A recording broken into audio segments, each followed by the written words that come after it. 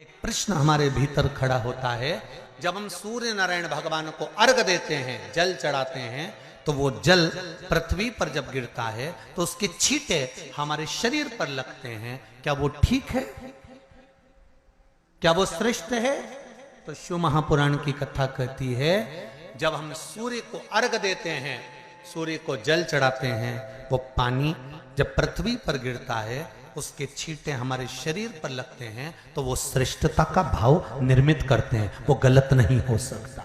कारण अब वो भी समझ लीजिए।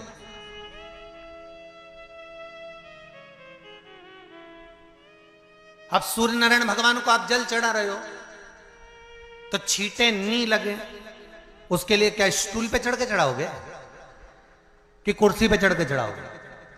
अरे बोलो तो सही। अब कई लोगों के दिमाग में यह बात भरा गई कि हम भगवान को जल चढ़ाते हैं, वो हमारे शरीर में छींटे लगते हैं, जमीन पे से पानी गिरता है, वो हमारे शरीर को छींटे लगते हैं, भगवान को अच्छा नहीं लगता होगा। कौन ने कहा? पहले तो उसको पकड़ के ला।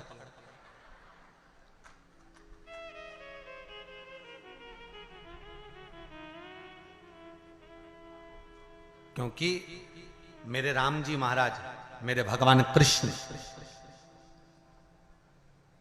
बड़े बड़े संत, साधु, सन्यासी, तपस्वी, साधक, उपासक जितने भी हुए, जिन्होंने सूर्य की आराधना करी, इन्होंने टेबल पे चढ़कर या कुर्सी पे चढ़कर जल नहीं चढ़ाया, इन्होंने पृथ्वी पर खड़े होकर ही, क्योंकि पृथ्वी तत्व के देव हैं शिव।